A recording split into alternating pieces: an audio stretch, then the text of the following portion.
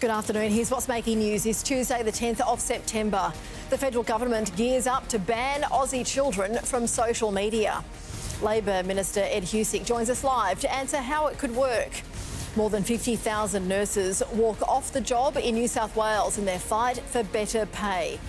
Josh Addo-Carr maintains his innocence amid a roadside drug test scandal, while the Fox has chosen to make himself unavailable for this weekend's key match. And a big update from Princess Catherine about her incredibly tough cancer battle.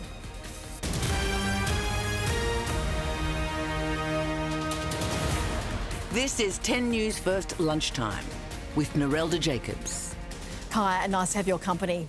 The Labor government wants to ban children from social media in an effort to protect against abuse and toxicity online. Let's go to federal political reporter Lucy Gray. Lucy, when will this happen?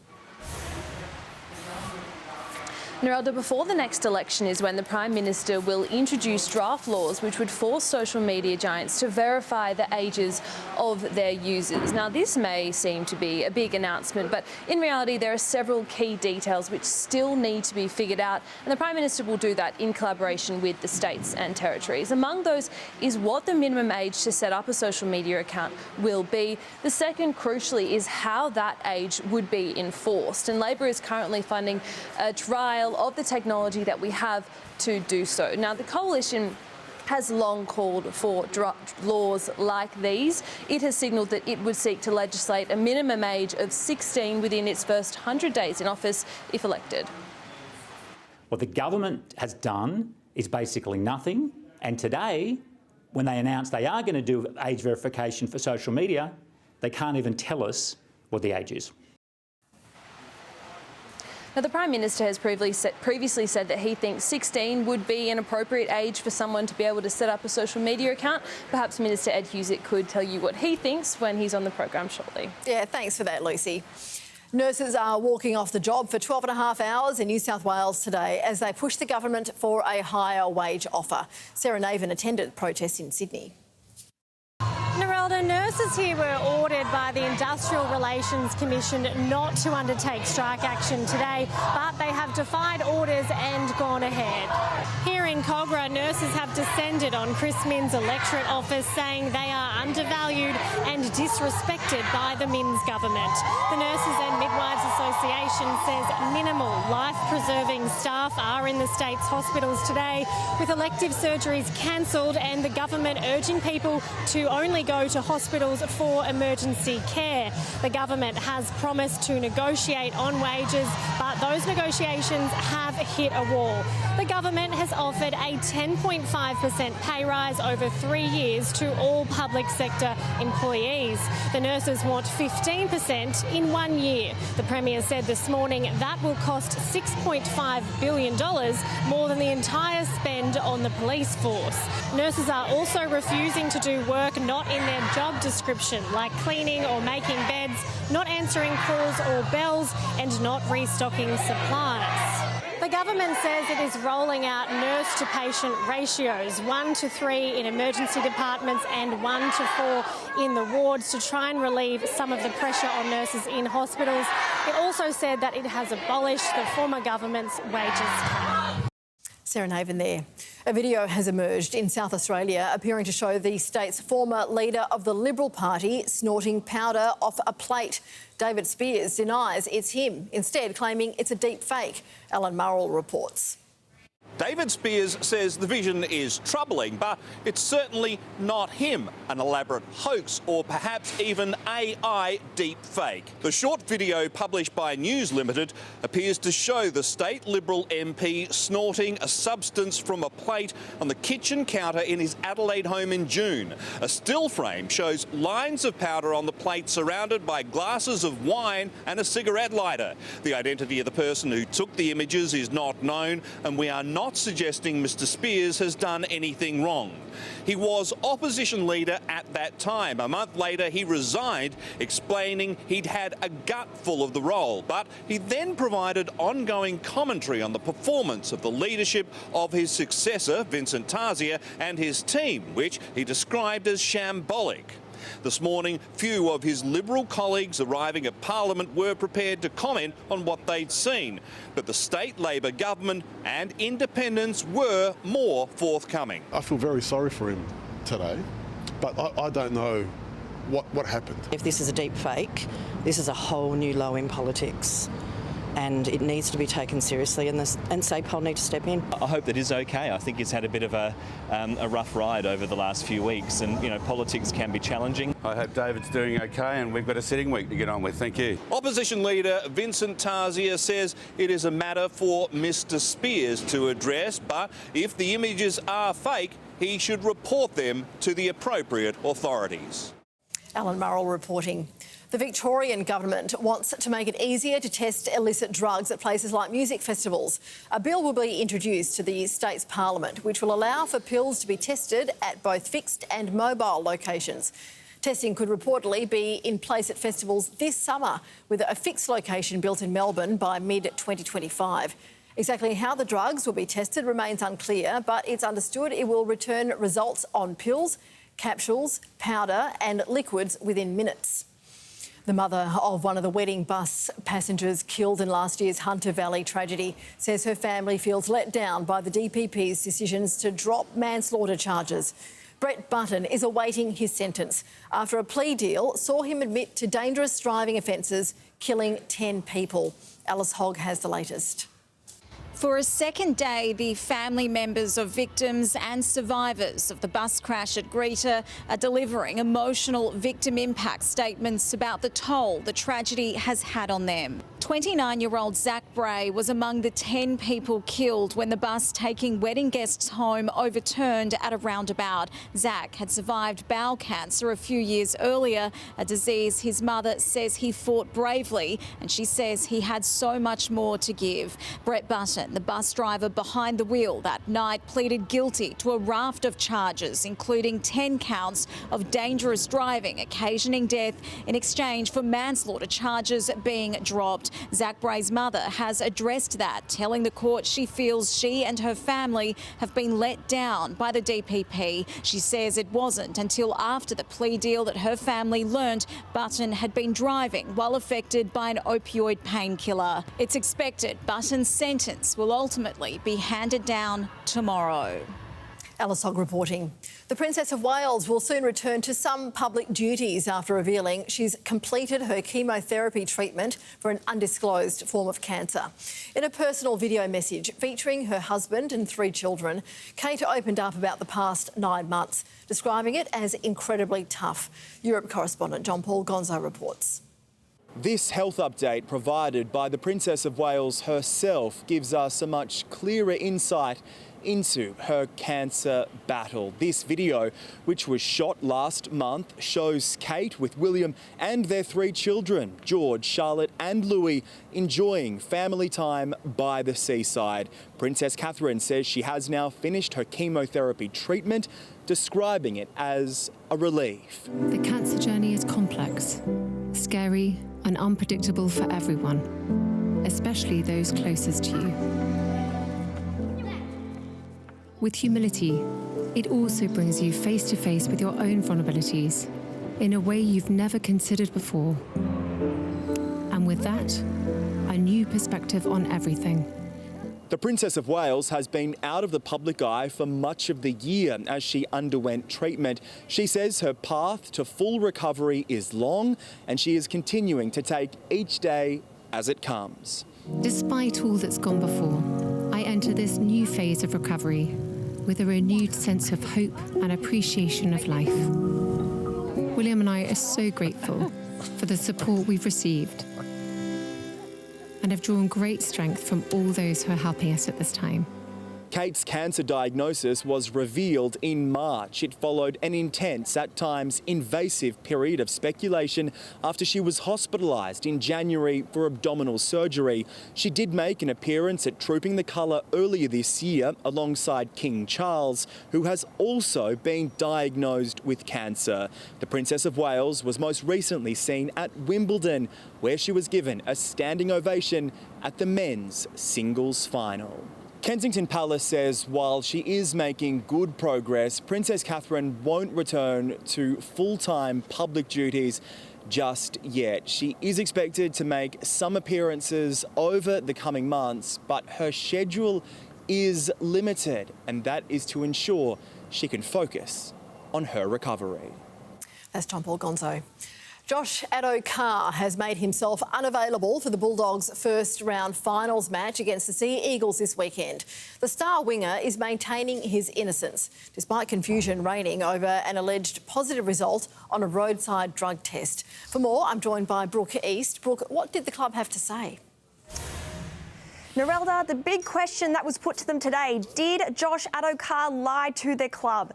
The their general manager, Phil Gould, fronted the media to explain what happened at this roadside test on Friday evening. Addo-Carr failed to mention to the club on Saturday he'd initially returned an alleged positive indication to cocaine before being required to provide a second sample, which is now being analysed.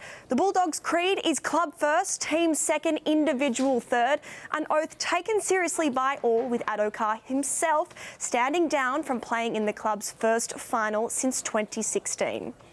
He is very upset. It's kind of very, very frustrating for him because he believes in his own heart that he's done nothing wrong. He firmly denies taking drugs, firmly denies taking drugs.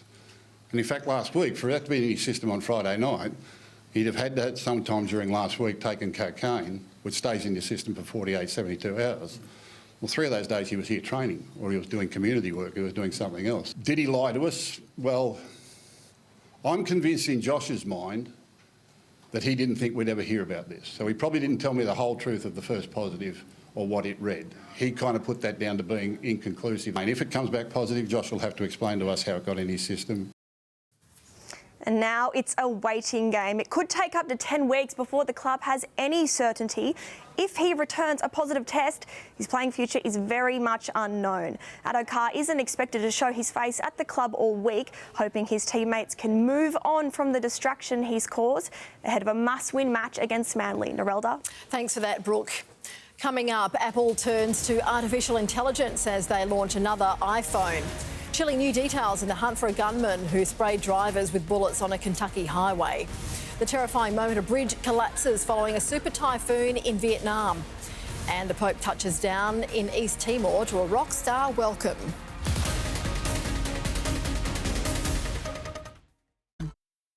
You are my best friend and we've got some things to do.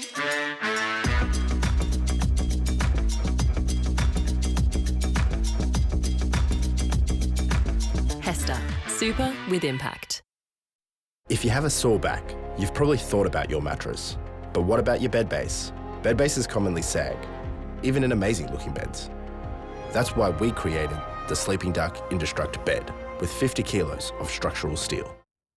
A goggle boxer gets help from the dog father. You've got to be careful, you'll break your finger. Then more Couch Critics from 7:30 Thursday on 10 and 10 Play. 10 Play proudly supports this program. Watch full seasons of your favourite shows anytime, anywhere on 10 Play.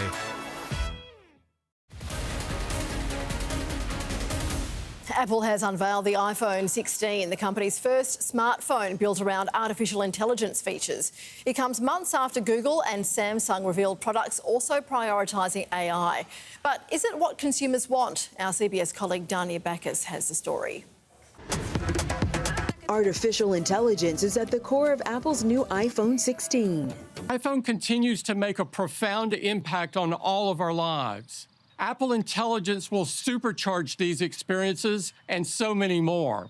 The new Apple Intelligence suite of AI features will include capabilities like a smarter Siri and AI-powered writing tools. Users will also be able to create their own custom emojis. Apple is not alone in placing a growing emphasis on AI features. Smartphone makers Google and Samsung have also loaded their devices with AI capabilities, but a new CNET survey found consumers are not impressed. We found that about a quarter of smartphone owners don't actually find AI features are helpful. Abrar Al-Hidi is a technology reporter at CNET. It sends a signal that companies haven't necessarily convinced people that this is something you need to have on your phone. When it comes to upgrading cell phones, the survey found the main motivations for adult smartphone owners are longer battery life, more storage, and better camera features. They just want to have a phone that lasts, that can store all their data and all their photos. 45% of people say they are reluctant to pay for AI, and 34% are concerned about privacy. Security and privacy are two of the main concerns when it comes to AI because it's not necessarily clear where this data is going or where it's being pulled from. Apple insists users' information is kept private. Your data is never stored or shared with Apple. It's used only to fulfill your requests. And in a first for the industry, independent experts can continuously verify this privacy promise. This is an extraordinary step forward for privacy and AI. But time will tell whether users are willing to take that step. The hunt for a former Army reservist who shot 5 people near a Kentucky highway has entered its 3rd day. More than $20,000 worth of rewards have been raised for information leading to the capture of Joseph Couch, who police believe is on the run in dense woodlands. His final text messages have been revealed, sent to a woman 30 minutes before the attack. Couch said he was going to try and kill a lot of people before taking his own life. His motive remains unclear. Terrifying dashcam vision has captured the moment a bridge has collapsed into a river in Vietnam. A scooter rider was just metres shy of the carnage. 12 vehicles fell into the water with 3 people pulled out and the search ongoing for a further 13. The destructive Typhoon Yagi has been moving through the region with at least 59 people killed as a result of flooding and landslides. Meanwhile, at least 11 people have been killed and dozens of homes destroyed after torrential downpours in Morocco. A further 9 people have been reported missing, with emergency crews still working to restore electricity and repair major roads. Disgraced movie mogul Harvey Weinstein has been rushed to hospital. The 72-year-old was taken from his New York prison cell and underwent heart surgery. Weinstein, who was found guilty on rape charges in February 2020, is due in court later this week to hear new evidence presented by prosecutors. Up next, a check of the day in finance. South Wales roads. Let's all stop being so casual about it. So don't let a chip spoil your trip. Is that a chip?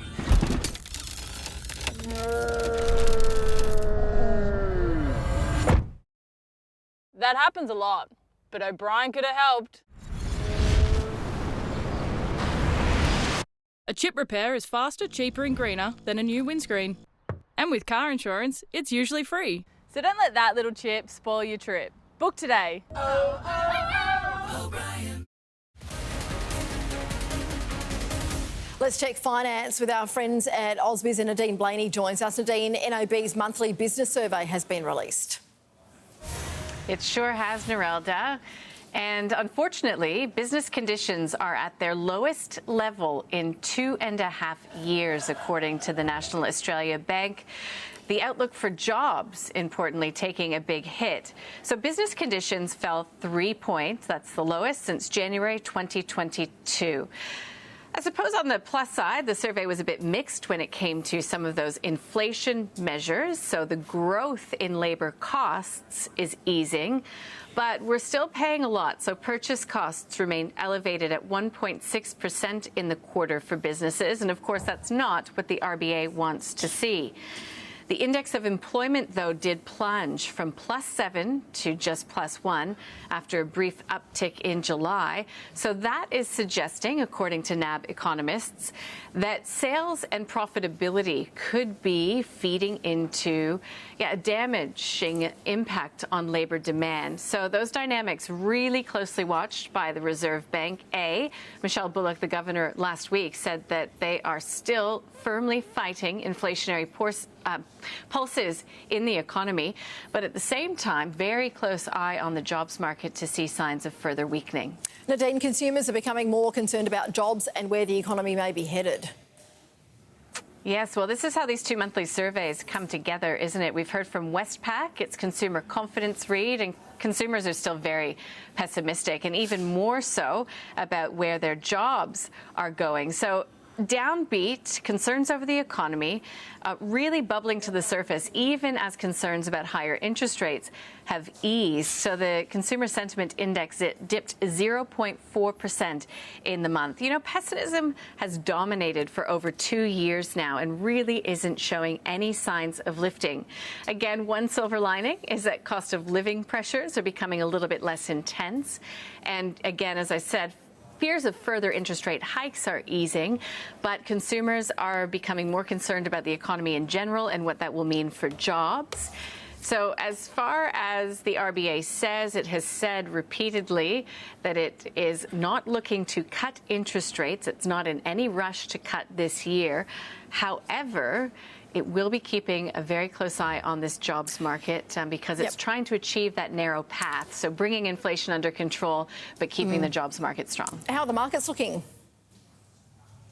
Pretty good, actually. The S&P ASX 200 is up above the 8,000 level once again, so putting on about 0.6%. Keeping an eye on those financials, so Macquarie and Westpac, after UBS said that investors should buy stocks in financials rather than miners, as banks are more likely to hold their valuations. Still, though, BHP, you can say, making some mild gains as we saw the price of iron ore and copper firming overnight. And when we look at News Corp, it has received a non-binding stockholder proposal to eliminate its dual-class structure at its next AGM. In terms of some of the currency moves, we've got the Aussie trading at 66.5 versus the greenback. Oil is steady as we watch a hurricane bearing down on the Louisiana coast, so offsetting some concerns about weak demand. And gold is pretty flat, actually, as we head toward an inflation read in the United States that may help determine what size rate cut comes from the US Federal Reserve next week. Thanks, Nadine Blaney from Ausbiz. Protest action is continuing in Melbourne ahead of an arms expo getting underway tomorrow. The rallies are expected to be the biggest since the year 2000, when opponents to the World Economic Forum took to the streets, resulting in over 100 arrests. Today, protesters from Extinction Rebellion have vandalised cars and hotels and caused chaos across the central city. Victorian police say they plan to have a significant presence during the rallies. Now, returning to our top story, and not too long ago, the Labor caucus met to discuss banning social media for children and other issues of the week. And Minister for Science and Industry, Ed Husic, joins us now. Great to have you with us, Minister. Thank you for your time. Now, experts, including the e-Safety Commissioner, tell us children need to learn to live with social media. So why is the government then wanting to ban them? I think it's clear a lot of parents are concerned about the impact of social media on their children's well-being, and what we're suggesting is that during the course of this term we'll legislate for a minimum age, and we're working through those issues with the states and the territories, and be informed by the work of the former Chief Justice in Robert French. But we're just trying to ensure that the harms that have been well documented and the concerns about the impact of social media, that we keep those away, particularly from younger children. And I think it's also a moment for the social media platforms to recognise that governments are taking this issue seriously, and that they need to step up to try and basically address those concerns and make sure that they're dealt with on their platforms. Minister, AI can cause as much harm to children as social media, and you're considering mandatory guardrails to make it safe for us to use. Are you then considering banning children from interacting with AI? We identified through the work we brought together a group of experts that have been developing advice for the government on how to identify risks with artificial intelligence and then how to deal with those risks. And one of those risks definitely was the way in which AI might be used with children, for example, through toys or games.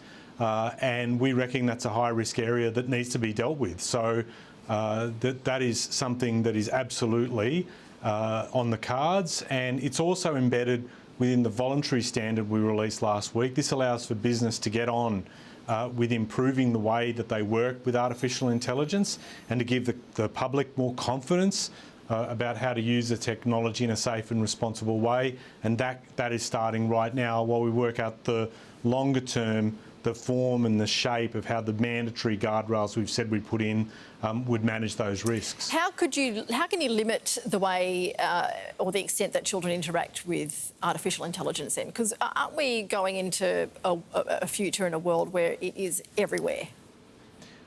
Well, you're absolutely right. I mean, AI is being used widely, and I think it's important, based on an element of your question, to emphasise the fact that AI has helped us as well. It's got a lot of benefits. It can help us, for example, find new medicines quicker or improve the way that we work, and have a range of other community benefits as well.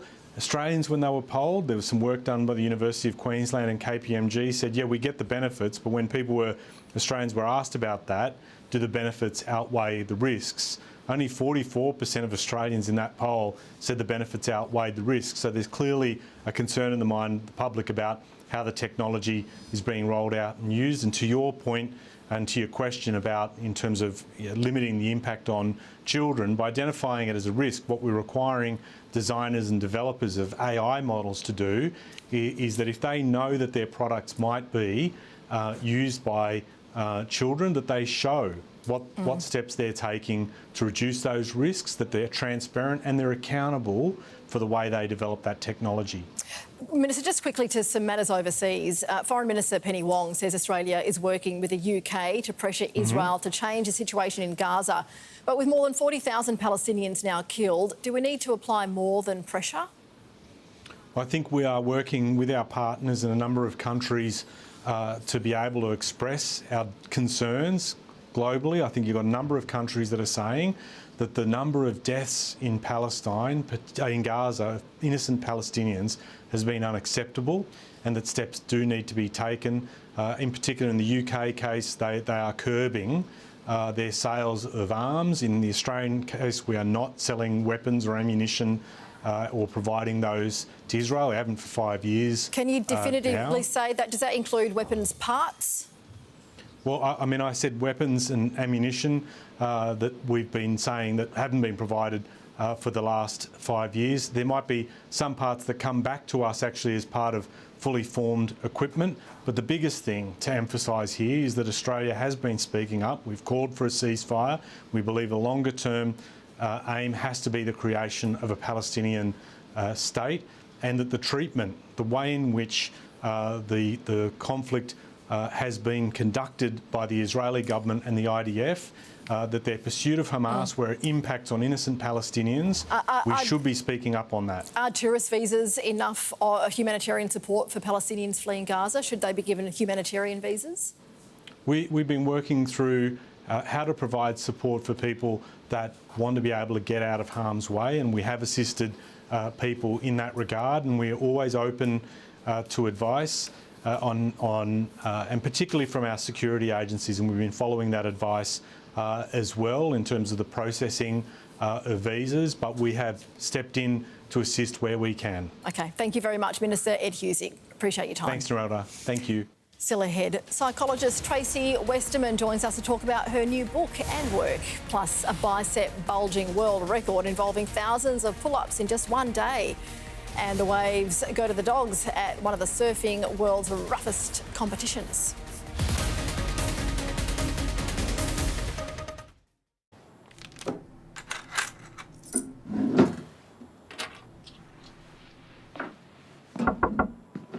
Forgot this?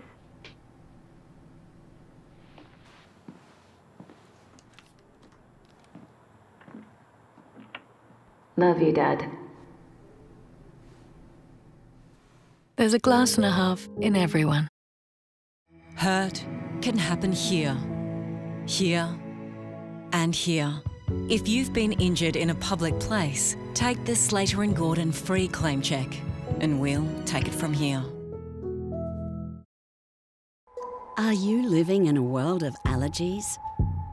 Take back control fast with Alateen. It's the antihistamine that's tough on allergies. All day, all night, all year. Alateen, available at your pharmacy. Dynamo. When the team gives their best, give your best with Dynamo. For superior stain removal, first time. That's Dynamo's deep clean promise. Dynamo. You always give your best. On World Suicide Prevention Day, our grim and alarming statistics have come into sharp focus. More than 3,000 Australians take their own life every year, and 55,000 more make an attempt. To save lives, our next guest has been creating an army of psychologists. Dr. Tracy Westerman, it's great to have you in the studio all the way from WA. Thank you so much. Now, your Gilia Institute is specifically creating an army of Indigenous psychologists. Why is that important? It's critical because I guess the evidence that we actually have is very clear that if you share culture in common with your client, treatment outcomes are significantly improved. So if you look at somewhere like the Kimberley, that's now for decades had the highest rates of suicide by a country mile in the nation.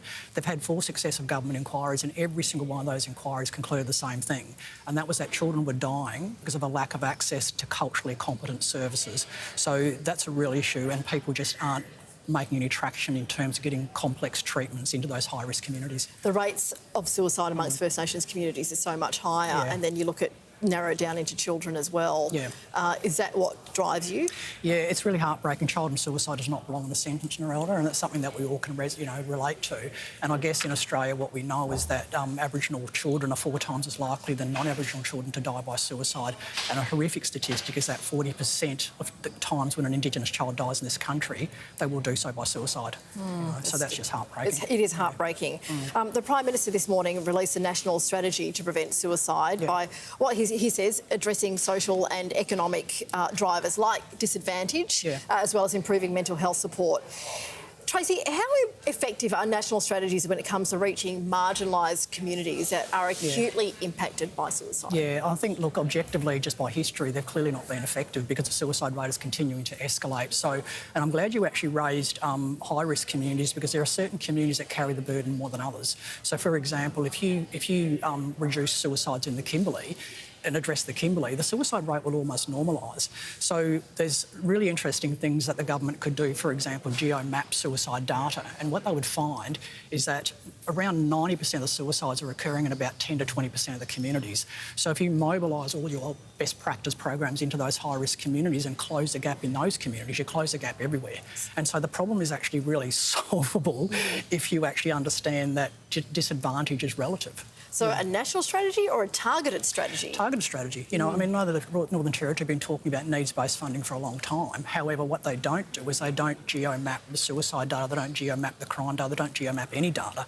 So essentially what that means is that the government aren't actually approaching this from a perspective of knowing where the highest risk families and the highest risk communities are. So it's not a really specific targeted response that we're actually seeing here, and one that ensures measurable change is occurring. Now, you created Gilia to successfully fill a huge gap. What works in preventing suicide? Yeah, I guess the first thing, to make something really complex simple, I say that all roads lead to assessment. So if you cannot assess, you cannot treat, you cannot prevent. So I developed the first culturally and clinically informed suicide risk assessment tools as part of my PhD. So essentially we want to get people at that really early stage of suicide risk, and what we know is that Aboriginal people have different risk indicators. So essentially the entire profession is being trained to look for the wrong things. So this is really important, that you need to actually understand that Indigenous people present with very different risk indicators.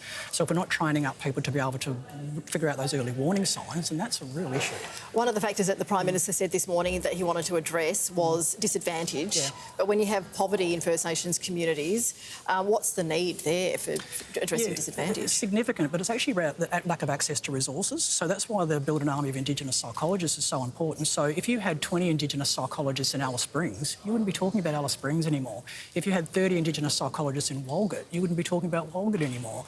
So it's really obvious to me that, you know, mental health should not be for the privileged. It should be for anyone to be able to access critical complex services.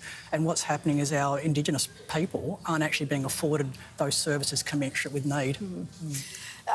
Doctor, we are exposed to so much information every day.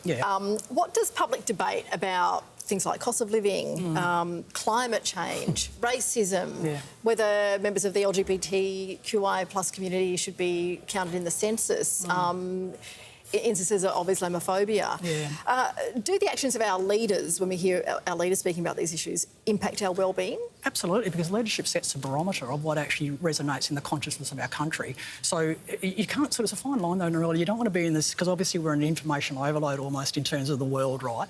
But information can literally save a life sometimes, and particularly in remote communities. So it's the way the information is being presented. And so when you get leadership that actually normalises homophobia, that normalises racism, that actually normalises fear even, which is what we saw during the referendum, then that's not good leadership. And leadership should actually be speaking to the sorts of things that are actually okay, and inclusiveness is part of that. You know? Dr. Tracy Westerman, thank you for joining us in the studio. Thank you. It's really special to have you with us. And if you're someone you know is experiencing a personal crisis or thinking about suicide, there is support. Call the Lifeline 24-hour crisis hotline, 13 11 14.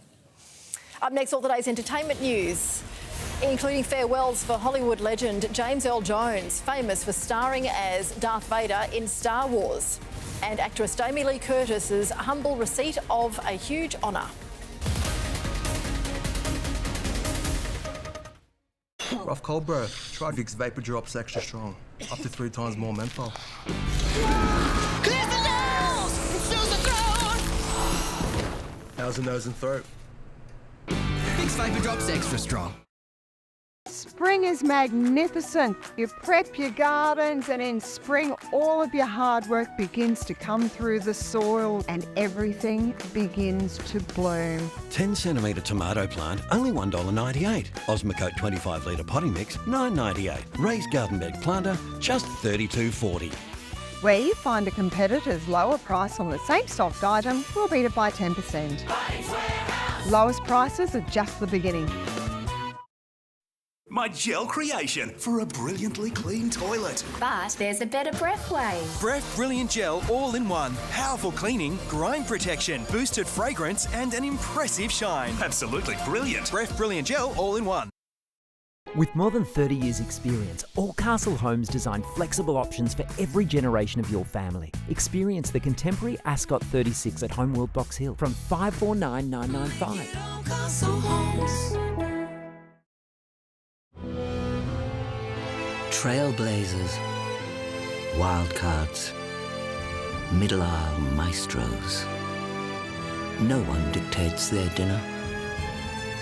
Armed with nothing more than a trolley token, marching to the beat of their own wallets. They've got groceries in the bag. They're Aldi to the core.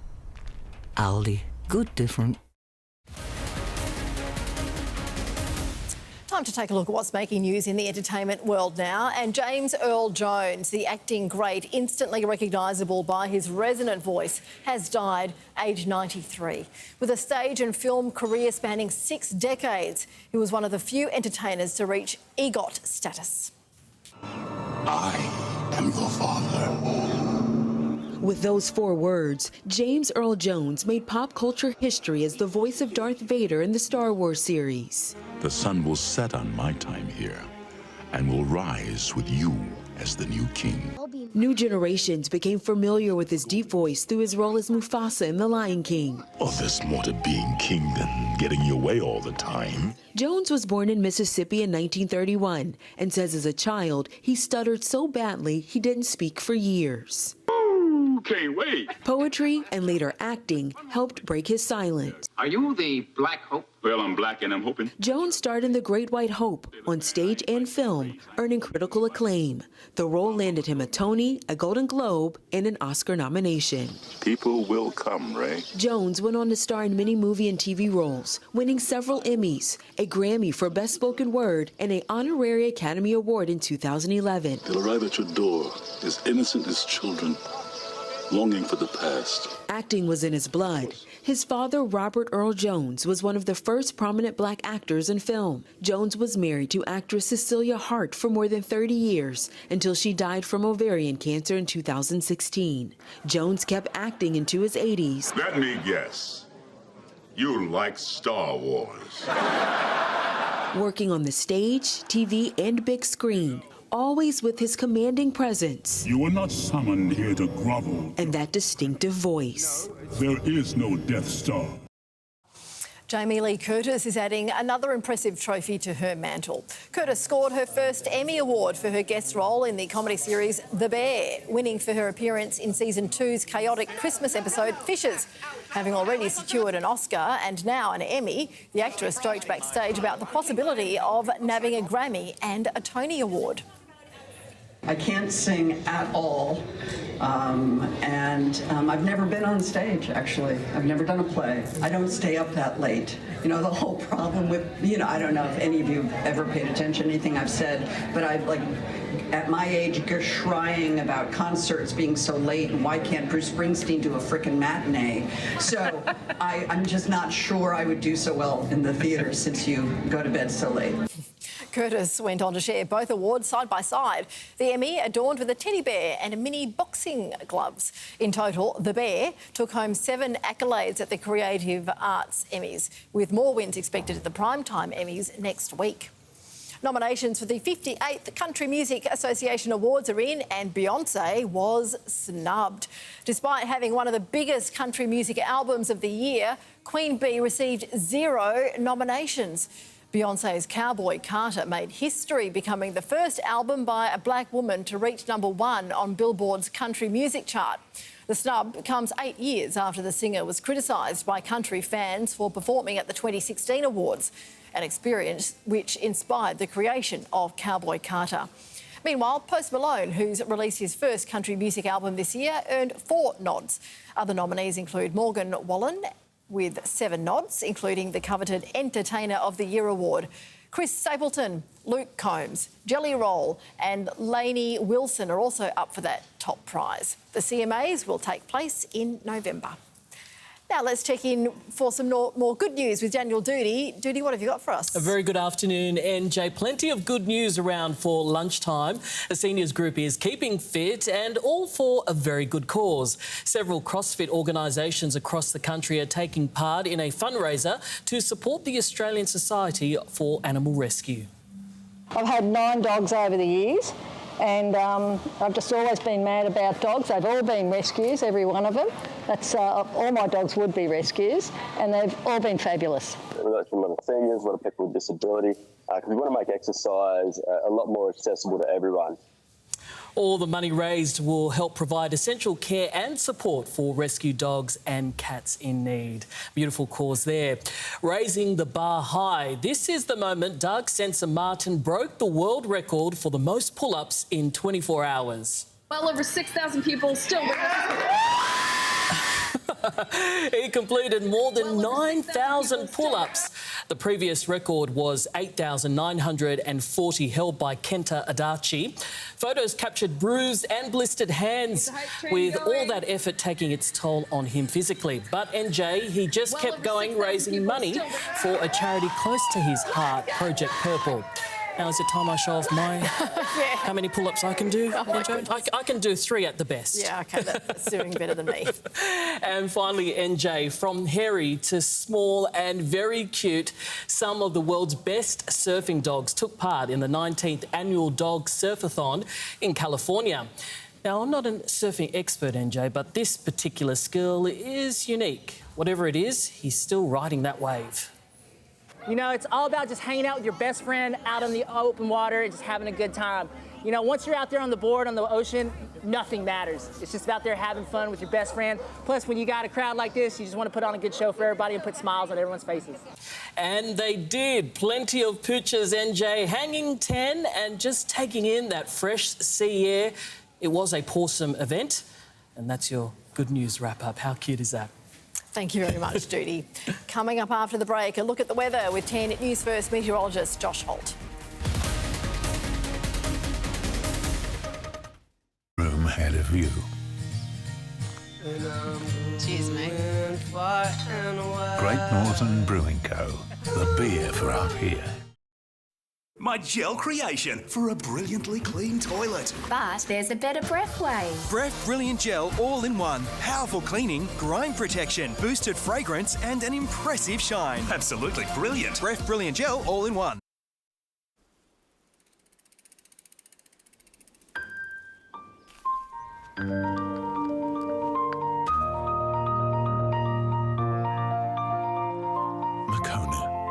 lovers of coffee. Visionaries, liberators, shopping list anarchists. They never fear the one-trip carry. They're Aldi to the core. Aldi, good different. Introducing Primo Reserve, selecting the finest cuts, traditionally crafted for an award-winning range. We reserve the best so you can create your best. There's good, there's great, and then there is Primo. 7:30 Wednesday, it's Big Laughs as Ray O'Leary, Susie Youssef, Virginia Gay and Lloyd Langford go through the blue door on Thank God You're Here. To some breaking news, emergency services are responding to an incident in Sydney's Blue Mountains. It's been reported 2 children have been found dead at a home. A rescue helicopter has been sent and a scene has been established in Chapman Parade, Falconbridge. And we'll have further details in our next bulletin at 3:30. It's time now to check weather with 10 News First meteorologist Josh Holt. And Josh, a few thunderstorms firing up this afternoon. Yeah, that's right, NJ. We've seen a few thunderstorms pop up on the radar through areas of southeast Queensland. So let's dive into the satellite imagery. As you can see, we've got a little bit of cloud cover here through the eastern part of the continent, but that cloud development through the early part of this afternoon associated with these showers and thunderstorms. You can see them developing across the southeast inland, tracking in an easterly fashion. They're certainly not severe, but they are providing some decent isolated falls. Oakey has seen 20 millimetres in quite a short period of time. Some of that precipitation as well starting to move over the Gold Coast hinterland and the Gold Coast itself. Let's move into the big picture tomorrow because we've got a weather system we're keeping a very close eye on. Comes in the form of a cold front. You can see it zooming across Tasmania, Victoria as we get through Wednesday. So as that approaches, we're going to see some shower activity across our southern states of Australia. Just clipping the far southern areas of South Australia tomorrow, but we should see some better falls across the southern part of Victoria, areas of Tasmania, and even some of that shower activity pushing into the southern areas of New South Wales. Bit of precipitation here as well being picked up on the forecast model through inland WA, but the rest of the continent looking relatively dry as we get through the midweek. Let's now move into southeast Queensland. There is a chance of a shower or two as we get through Wednesday. 25 degrees for Logan, 26 for Ipswich and 24 degrees at the Gold Coast. Further north, the sunny coast looking nice with a top of 25. For the Sydney Basin, we're looking at a partly cloudy day as we roll through Wednesday. 29 the top for Richmond, 28 for Penrith. So a much warmer day as we get through tomorrow. The city will be slightly cooler with the Sydney CBD topping out at 25 degrees tomorrow. Across areas of Melbourne, we're looking at those showers increasing through the morning and afternoon, and that is due to that cold front moving across. It's not overly strong. We're not expecting damaging winds or anything like that, but certainly some showers pushing across areas like Laverton with 20 degrees, Essendon hitting the same mark tomorrow, and the city hitting 20 degrees as well for Wednesday. Across areas of Tasmania, we're looking at the chance of those showers extending from the west all the way through central and eastern areas tomorrow. Hobart also looking a little bit wet with a top of 15 degrees. Could be a little bit windy as well on those elevated areas of Tasmania tomorrow. Moving into South Australia, we're looking at just a possible shower. Essentially, it will be dry through Wednesday. As I showed you on the rain map, that cold front is just clipping the far southern areas of the state, not really impacting Adelaide all that much. Possible shower at 18 degrees. Elizabeth hitting the same mark tomorrow. In and across the west, a beautiful day for Perth, hitting 25 degrees. Sunny skies for Roddy. Bickley hitting 24 and Jandakot a tip-top of 25. Mandurah hitting 22 and further north, Lancelin hitting 24 degrees as we get through tomorrow. So as we get through Wednesday, most of the weather will be confined across areas of Tasmania and Victoria, as mentioned, with those showers increasing across Melbourne through the morning and afternoon. But of course, we'll have our extended weather forecast coming up in all our local bulletins at 5 p.m, NJ. Thanks for that, Josh. And that is the latest news for this Tuesday, the 10th of September. Great to have your company at lunchtime. I'll see you again for afternoon tea. Come and join us at 3:30. Then you can catch your local news team at 5 o'clock and late news with Ursula Hager. So until we see each other again, Border, good afternoon.